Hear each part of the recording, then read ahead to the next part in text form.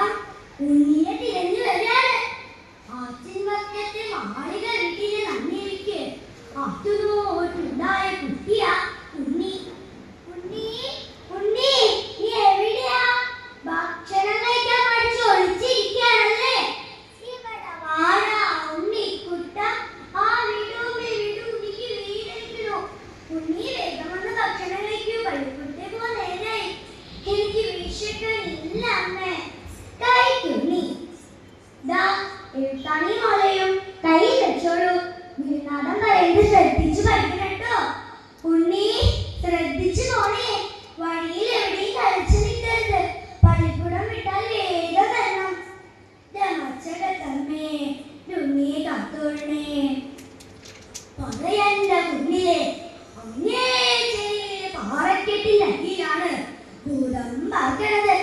പകലൊക്കെ കുഞ്ഞിൻ ചെവിയിൽ വീണ പക്കളെ മുനയെത്തിക്കുറിച്ചും രാത്രിയില് ആ വഴി വരുന്ന വണ്ടിക്കാരെ വണ്ടി എത്തിച്ച് കരിമ്പലയുടെ മുകളിൽ കൊണ്ടുപോയി ചോര എത്തിക്കുറിച്ചുമാണ് ഭൂതം തരണത്. പാടം കടന്ന് കുഞ്ഞിൻ ചെവിയിലൂടെ വരുന്ന ഉണ്ണിനെ ദൂരെ നിന്നെ ഭൂതം കണ്ടു. ഹായ്, നല്ല പൂവപ്പഴം പോലെ കുഞ്ഞി. അതിനെ കിട്ടിയിരുന്നെങ്കിൽ ഒന്ന് ലാളിക്കാമായിരുന്നു. ഉണ്ണി പേടിക്കാതിരിക്കാനായി ഒരു സുന്ദരിയായ പെണ്ണായി ആ പൂമരച്ചോട്ടിൽ പോയി നിൽക്കാം. പൊന്നുണ്ണി പൂങ്കരേ, ഓലയും എടുക്കാനും ദൂരെ കളഞ്ഞ് എന്റെ അടുത്തേക്ക് വരൂ. അയ്യോ ഞാനില്ല. ഓലയും എടുക്കാനും കളഞ്ഞ് ഗുരുനാഥൻ വഴക്ക് പറയും. ഞാൻ പോവാ. നോക്കുണ്ണി നമുക്കാ പൂമരച്ചോട്ടിലിരുന്ന് മാവിന്റെ തലത്തില് മുല്ലമുട്ടോണ്ട് എഴുതി പഠിക്കാം. എന്ത് രസായിരിക്കില്ലേ അത്? ഭൂതത്തിന്റെ പ്രലോഭനത്തിൽ പെട്ട് ഉണ്ണി ഓലയും എഴുത്താനും ദൂരെ കഞ്ഞു. എഴുത്താണി ഇരുമ്പല്ലേ? അത് പോയപ്പോ ഭൂതം ഉണ്ണിയെ കൊണ്ട് ദൂരേക്ക് പോയി. പാവം കഞ്ഞേരി.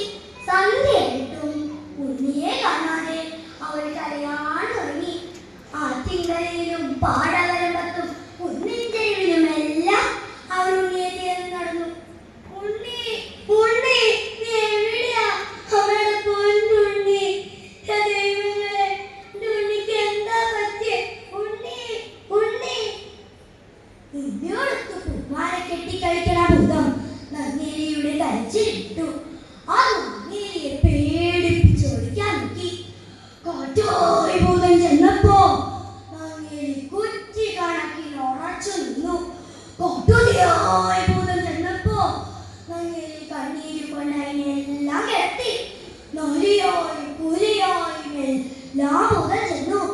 എന്നാലും നങ്ങേലി പേടിക്കാതെ നിന്നു. അപ്പൊ